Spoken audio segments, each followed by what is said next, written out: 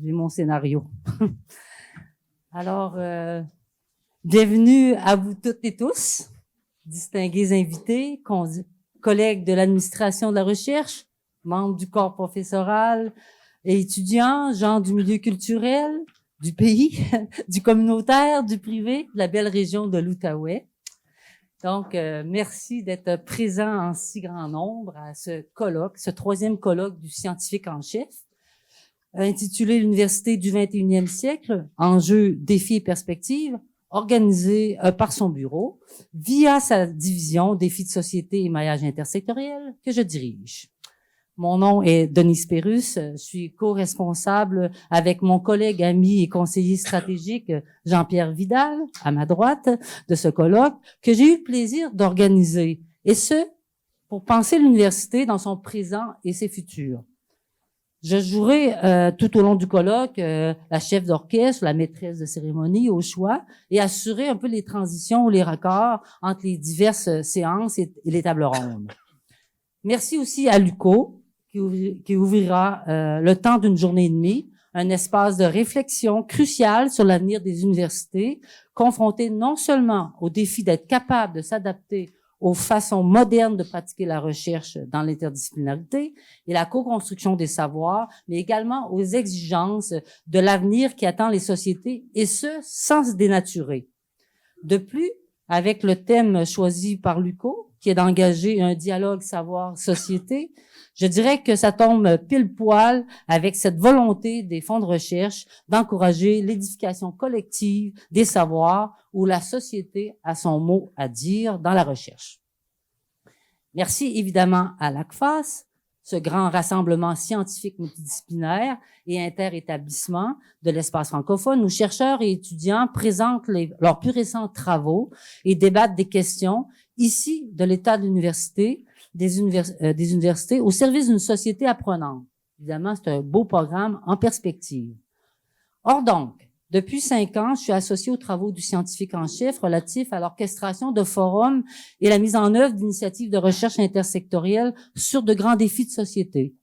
Je pilote également avec Jean-Pierre un chantier de réflexion sur la créativité et l'intersectorialité. C'est de concert avec ce groupe qu'a émergé le fameux programme Audace et que l'on désigne des espaces de discussion et des idées de colloque, et ce, pour parler des nouvelles modalités de recherche, moins formatées, plus interdisciplinaires, voire intersectorielles. De nouvelles modalités de recherche qui interpellent aussi des non-universitaires et des représentants de la société civile comme collaborateurs actifs, tandis que des collaborations de plus en plus fréquentes avec le secteur privé se multiplient et se transforment. Donc, en clair, la recherche contemporaine se mène de plus en plus hors des murs institutionnels, mais aussi en dehors des cadres de pensée habituels. Le programme Audace, lequel a connu déjà 2 éditions, a d'ailleurs fait la preuve que l'intersectorialité est au cœur des préoccupations de nombreux chercheurs en quête de d'autres façons plus ouvertes, plus novatrices de pratiquer leur recherche. Dans toutes ses composantes, de la conceptualisation à ses retombées, en passant par une méthodologie souvent à inventer. La rencontre, souvent déstabilisante avec des chercheurs de d'autres disciplines, exige d'eux une ouverture et un effort de compréhension qui se heurte parfois aux rigidités administratives presque inévitables de l'institution. Dans ce cadre, comment faire circuler plus librement les divers savoirs et les individus qui les portent? Toujours parlant colloque, le premier a eu lieu l'an dernier à l'ACFAS de Chicoutimi et le deuxième en novembre à Ubisoft Montréal. À Chicoutimi, le colloque était consacré à l'idée de rupture, d'innovation en recherche, celui d'Ubisoft sur le partage des savoirs entre l'université, l'entreprise et la société. Vous constatez donc, par l'intitulé de celui auquel vous participez aujourd'hui, que nous tentons par ces colloques de varier les angles de réflexion dans la mission de promouvoir l'intersectorialité en recherche, toutes les formes de recherche, que ce soit recherche universitaire, recherche en entreprise, recherche citoyenne.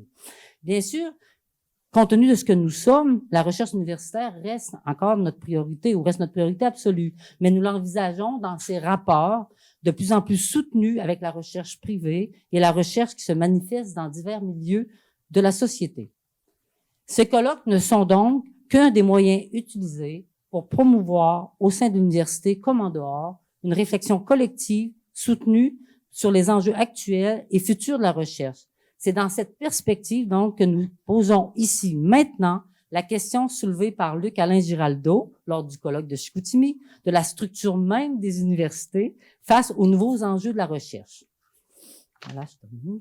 Donc, ce colloque, dans les questions qu'il va faire surgir, dans les pistes de solutions qu'il va proposer, dans sa façon d'être résolument tourné vers l'avenir, va nous permettre de poursuivre notre mandat, notamment en créant de nouveaux programmes de subventions axés sur l'innovation et la créativité, l'audace en un mot, mais aussi en développant de nouveaux réseaux orientés vers les défis de société.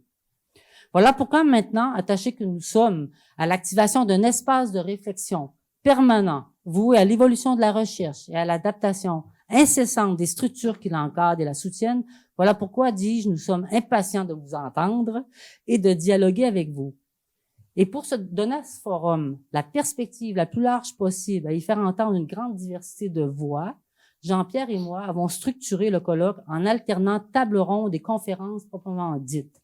Pour les tables rondes, vous avez constaté en épluchant le programme qu'elles mettent constamment en dialogue les trois grands acteurs, ou catégories d'acteurs en recherche, les responsables administratifs de haut niveau, des membres de la communauté professorale et des étudiantes. Finalement, afin d'immortaliser le tout, nous capterons vos propos, lesquels serviront à des fins promotionnelles, mais aussi à réaliser, grâce à la précieuse collaboration de M. Claude Corbeau, donc, notre éminence grise sur le Québec, son histoire, son système d'éducation et son devenir, une publication numérique des actes du colloque, pour en assurer à la fois la conservation, la diffusion et surtout laisser une trace des voies d'avenir qui auront été identifiées pour assurer que les universités québécoises répondent le mieux possible aux besoins de la société québécoise comme société apprenante, et ce, en veillant à ce que les pratiques de formation, de recherche et de création demeurent en phase avec l'évolution des sciences, de la culture et des technologies. Voilà, donc bon colloque. Et sans plus tarder, je vais laisser la place à mon acolyte Jean-Pierre, qui vous dira quelques mots sur l'université, l'esprit du colloque, et peut-être vous dire quelques mots sur Jean-Pierre, parce que c'est mon Roland Barthes, des fois, mais je veux dire, je pense que ça vaut la peine de le situer. Donc, c'est le sémioticien et chercheur, professeur émérite à l'UQAC. Donc, il a enseigné depuis sa fondation en 1969 à l'UQAC. Donc, outre des essais et des recueils de nouvelles publiés chez différents éditeurs, il a fait paraître des centaines d'articles dans des revues littéraires universitaires québécoises et françaises et dans des revues culturelles et artistiques. De 2005, pas de 1905, de 2005, je vis dinosaure, à 2016, il a été conseiller scientifique du Fonds Société et Culture et depuis 2016, il travaille avec le bureau du scientifique en chef comme conseiller stratégique. Donc, Jean-Pierre, à toi la parole.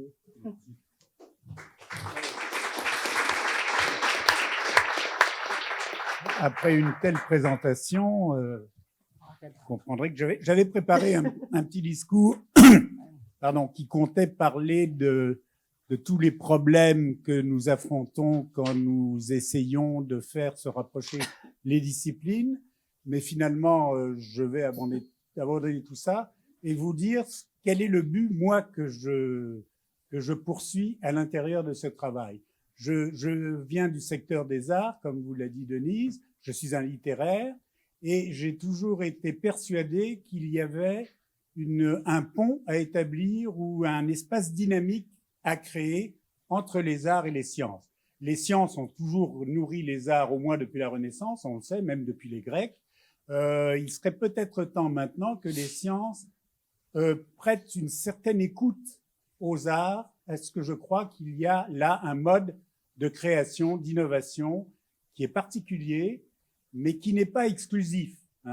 On parlait tout à l'heure de Luc-Alain Giraldo, et Luc-Alain Giraldo avait cité à Chicoutimi au colloque de l'an dernier les quelques-uns des gens du XVIIe siècle jusqu'au XVIIe siècle qui étaient des esprits universels, comme l'était avant Léonard de Vinci. Et il avait parlé dans ces esprits un peu universels de Pascal, notamment. Pascal, philosophe, écrivain, mathématicien, physicien aussi, et effectivement, qui avait plusieurs cordes à son arc.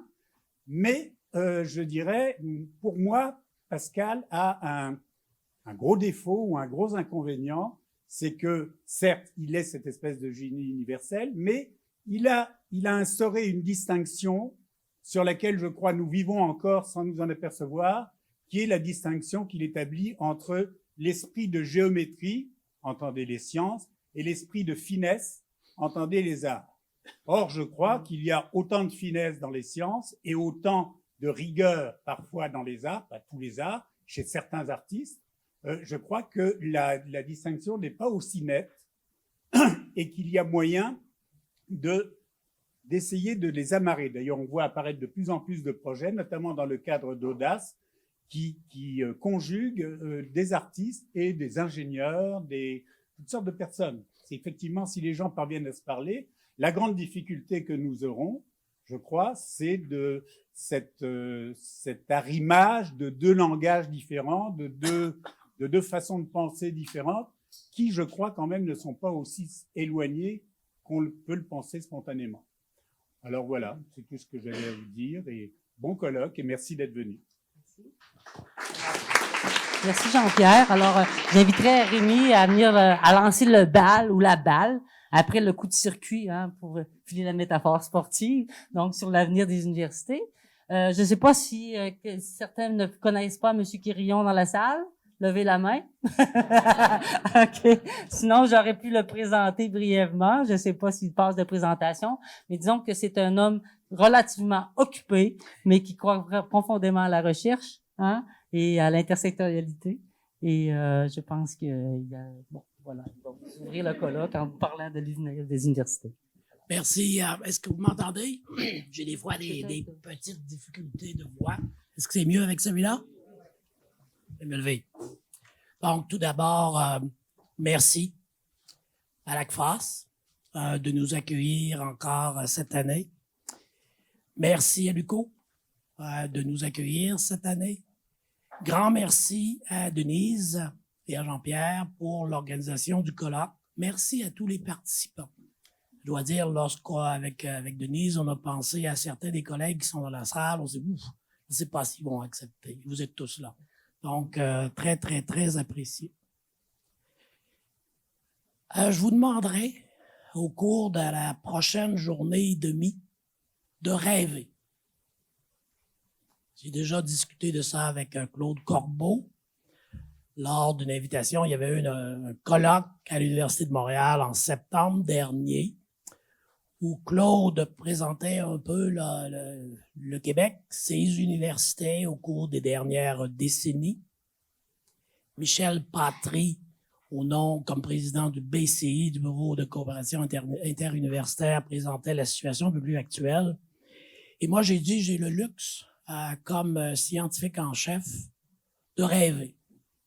De rêver à l'université de demain. Qu'est-ce que ça pourrait avoir comme gueule, l'université de demain, si on rêvait un tant soit peu? C'est bien évident qu'il va y avoir différents types d'organisations, différents gouvernements qui vont peut-être nous ramener sur Terre relativement rapidement. Mais je pense que pour les jeunes, pour la relève, les jeunes étudiants présentement, on se doit de rêver. On doit leur offrir des conditions de formation qui sont peut-être un peu plus au goût du jour qu'on a maintenant. Je dirais aussi que j'adore l'université. Et je dirais ici, qui aime bien, châtie bien. Donc, il faudrait être un peu rough, un peu difficile envers nous-mêmes. Il y a plusieurs recteurs dans la salle, là. Probablement qu'il y a plusieurs d'entre vous, recteurs, qui attendaient à tous les jours des plaintes de bons professeurs. Mais peut-être qu'il y a moyen d'amener ça tous ensemble et de rêver. Un des rêves, et certainement Denise l'a mentionné, c'est tout l'aspect d'intersectorialité. Bien sûr, pour faire de la biochimie, devenir biochimiste, on est obligé de l'apprendre, la biochimie. Mais je pense que dans le futur, on devrait être beaucoup plus flexible dans nos programmes et permettre à nos jeunes d'avoir des formations un peu plus transversales, que ce soit en gouvernance, que ce soit en éthique, que ce soit en administration, etc., etc. Ça existe déjà. dans plusieurs universités au Québec et à l'étranger. Je pense qu'on pourrait faire encore beaucoup mieux, de briser les silos entre départements, entre facultés et je dirais aussi entre universités. C'est sûr qu'il y a de la compétition et en recherche, on est habitué de la compétition, mais on doit aller un peu plus loin que ça. Je pense qu'en travaillant tous ensemble, on va être capable d'amener le Québec beaucoup plus loin. On est quand même très petit par rapport aux géants qui est au sud d'ici et de nouveaux géants qui se réveillent comme la Chine et d'autres grands pays. Donc, cet aspect de collaboration, d'intersectorialité, on a commencé à en faire pas mal. Je pense qu'on peut en faire encore davantage dans les différents programmes des fonds de recherche du Québec.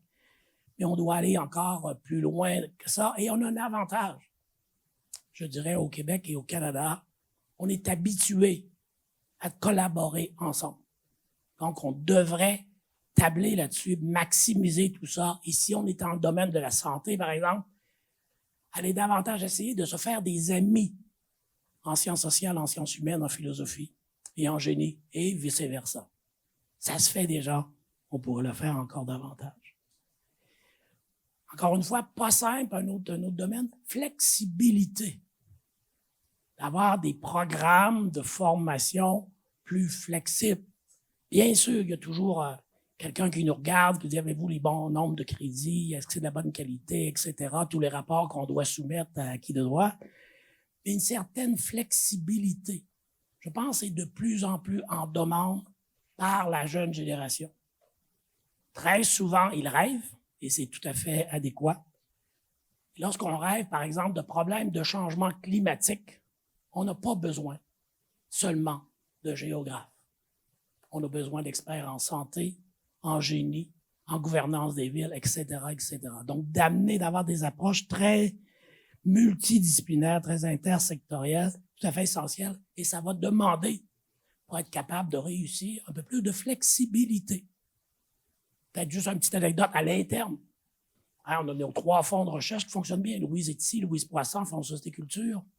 Je pense qu'il y a plusieurs autres membres des fonds de recherche, mais il n'y a pas les autres directeurs.